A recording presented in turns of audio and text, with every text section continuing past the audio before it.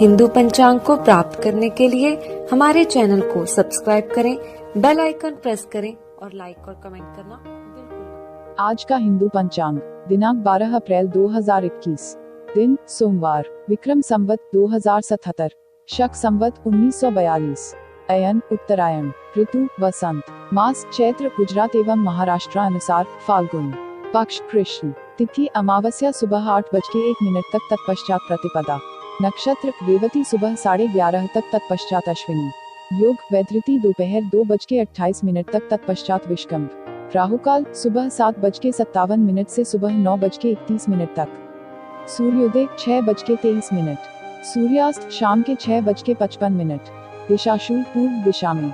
व्रत पर्व विवरण: सोमवती अमावस्या सूर्योदय से सुबह 8:01 तक, हरिद्वार कुंभ दूसरा शाही स्नान। विशेष अमावस्या के दिन स्त्री सहवास तथा तिल का तेल खाना और लगाना निषिद्ध है। ब्रह्मवैवर्त पुराण ब्रह्मखंड 27.29-38। हिंदू पंचांग नवरात्रि पूजन विधि 13 अप्रैल 2021 मंगलवार से नवरात्रि प्रारंभ। नवरात्रि के प्रत्येक दिन मां भगवती के एक स्वरूप श्री शैलपुत्री, श्री ब्रह्मचारिणी, श्री चंद्रघंटा, श्री कुष्मांडा, श्री स्कंदमाता, श्री कात्यायनी, श्री कालरात्रि, श्री महागौरी, श्री सिद्धिदात्री की पूजा की जाती है। यह क्रम चैत्र शुक्ल प्रतिपदा को प्रातःकाल शुरू होता है। प्रतिदिन जल्दी स्नान करके मां भगवती का ध्यान तथा पूजन करना चाहिए। सर्वप्रथम कलश स्थापना की जाती है। कलश घट स्थापना विधि। घट स्थापना शुभ मुहूर्त सूरत गुजरात 13 अप्रैल 2021 मंगलवार को सुबह 6:21 से 10:16 तक। अभिजित मुहूर्त दोपहर 12:14 से दोपहर 1:04 तक। देवी पुराण के अनुसार मां भगवती की पूजा अर्चना करते समय सर्वप्रथम कलश घट की स्थापना की जाती है। घट स्थापना करना अर्थात नवरात्रि की कालावधि में ब्रह्मांड में कार्यरत शक्ति तत्व का घट में आवाहन कर उसे कार्यरत करना। कार्यरत शक्ति तत्व के कारण वास्तु में विद्यमान कष्टदायक तरंगे समूल नष्ट हो जाती है। धर्मशास्त्रों के अनुसार कलश को सुख समृद्धि, वैभव और मंगल कामनाओं का प्रतीक माना गया है। कलश के मुख में विष्णु जी का निवास, कंठ में रुद्र तथा मूल में ब्रह्मा स्थित है और कलश के मध्य में दैवीय मातृशक्तियां निवास करती हैं। सामग्री: जौ बोने के लिए मिट्टी का पात्र, जौ बोने के लिए शुद्ध साफ की हुई मिट्टी, पात्र में बोने के लिए जौ। घट स्थापना के लिए मिट्टी का कलश हेमो व राजतस्ताम्रो मृण्मयो वापी ह्यवृणः अर्थात कलश सोने, चांदी, तांबे या मिट्टी का छेद रहित और सुदृढ़ उत्तम माना गया है। वह मंगल कार्यों में मंगलकारी होता है। कलश में भरने के लिए शुद्ध जल, गंगा जल, मौली, सेक्रेड थ्रेड, इत्र, साबुत सुपारी, दूर्वा। कलश में रखने के लिए कुछ सिक्के, पंचरत्न, अशोक या आम के 5 पत्ते। कलश ढकने के लिए ढक्कन, ढक्कन में रखने के लिए बिना टूटे चावल, पानी वाला नारियल, नारियल पर लपेटने के लिए लाल कपड़ा, फूल माला। विधि: सबसे पहले जौ बोने के लिए मिट्टी का पात्र लें। इस पात्र में मिट्टी की एक परत बिछाएं। अब एक परत जौ की बिछाएं। इसके ऊपर फिर मिट्टी की एक परत बिछाएं। अब फिर एक परत जौ की बिछाएं। जौ के बीच चारों तरफ बिछाएं ताकि जौ कलश के नीचे न दबे। इसके ऊपर फिर मिट्टी की एक परत बिछाएं। अब कलश के कंठ पर मौली बांध दें। कलश के ऊपर रोली से ओम और स्वास्तिक लिखें। अब कलश में शुद्ध जल, गंगाजल कंठ तक भर दें। कलश में साबुत सुपारी, दूर्वा, फूल डालें। कलश में थोड़ा सा इत्र डाल दें। कलश में पंचरत्न डालें। कलश में कुछ सिक्के रख दें। कलश में अशोक या आम के 5 पत्ते रख दें। अब कलश का मुख ढक्कन से बंद कर दें। ढक्कन में चावल भर दें। श्रीमद्देवी भागवत पुराण के अनुसार पंचपल्लव संयुक्तम वेद मंत्र सुसंस्कृतम सुतीर्थ जल संपूर्ण हेमरत्न समन्वितम अर्थात कलश पंचपल्लव युक्त वैदिक मंत्रों से भली भांति संस्कृत उत्तम तीर्थ के जल से पूर्ण और सुवर्ण तथा पंचरत्नमयी होना चाहिए। नारियल पर लाल कपड़ा लपेटकर मौली लपेट दें। अब नारियल को कलश पर रखें।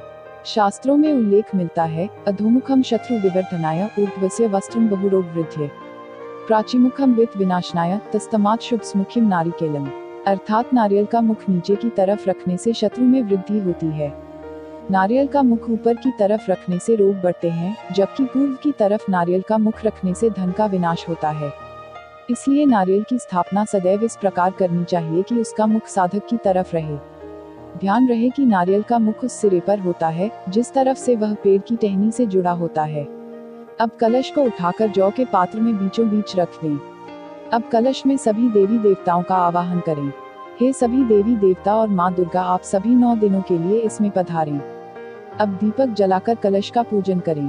धूप बत्ती कलश को दिखाएं। कलश को माला अर्पित करें। कलश को फल मिठाई अर्पित करें।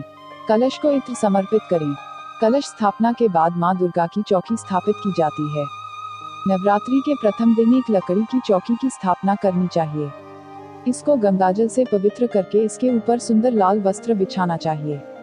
इसको कलश के दाईं ओर रखना चाहिए। उसके बाद मां भगवती की धातु की मूर्ति अथवा नवदुर्गा का फ्रेम किया हुआ फोटो स्थापित करना चाहिए। मूर्ति के अभाव में नवार्ण मंत्र युक्त यंत्र को स्थापित करें। मां दुर्गा को लाल चुनरी उड़ानी चाहिए। मां दुर्गा से प्रार्थना करें, हे मां दुर्गा, आप 9 दिन के लिए इस चौकी में विराजिए। उसके बाद सबसे पहले मां को दीपक दिखाइए। उसके बाद धूप, फूल, माला, इत्र समर्पित करें। फल मिठाई अर्पित करें। नवरात्रि में 9 दिन मां भगवती का व्रत रखने का तथा प्रतिदिन दुर्गा सप्तशती का पाठ करने का विशेष महत्व है। हर एक मनोकामना पूरी हो जाती है। सभी कष्टों से छुटकारा दिलाता है। नवरात्रि के प्रथम दिन ही अखंड ज्योत जलाई जाती है जो 9 दिन तक जलती रहती है। दीपक के नीचे चावल रखने से मां लक्ष्मी की कृपा बनी रहती है तथा सप्तधान्य रखने से सभी प्रकार के कष्ट दूर होते हैं। माता की पूजा लाल रंग के कंबल के आसन पर बैठकर करना उत्तम माना गया है। नवरात्रि के प्रतिदिन माता रानी को फूलों का हार चढ़ाना चाहिए। प्रतिदिन घी का दीपक माता के पूजन हेतु सोने, चांदी, कांसे के दीपक का उपयोग उत्तम होता है। जलाकर मां भगवती को मिष्ठान का भोग लगाना चाहिए। मां भगवती को इत्र अत्तर विशेष प्रिय है। नवरात्रि के प्रतिदिन कंडे की धुनी जलाकर उसमें घी, हवन सामग्री, बताशा, लौंग का जोड़ा, पान, सुपारी, कर्पूर, गूगल, इलायची, किशमिश, कमलगट्टा जरूर अर्पित करना चाहिए।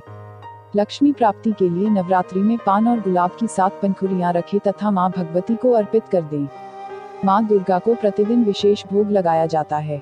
किस दिन किस चीज का भोग लगाना है ये हम विस्तार में आगे बताएंगे। प्रतिदिन कन्याओं का विशेष पूजन किया जाता है।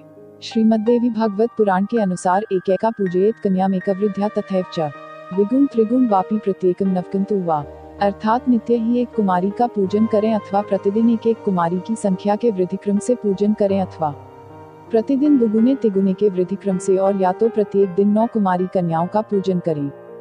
यदि कोई व्यक्ति नवरात्रि पर्यंत प्रतिदिन पूजा करने में असमर्थ है तो उसे अष्टमी तिथि को विशेष रूप से अवश्य पूजा करनी चाहिए।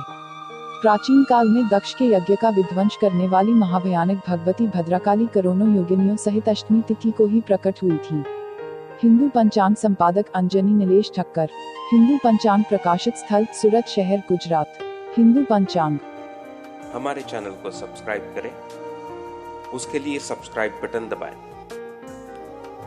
नए वीडियोज का नोटिफिकेशन पाने के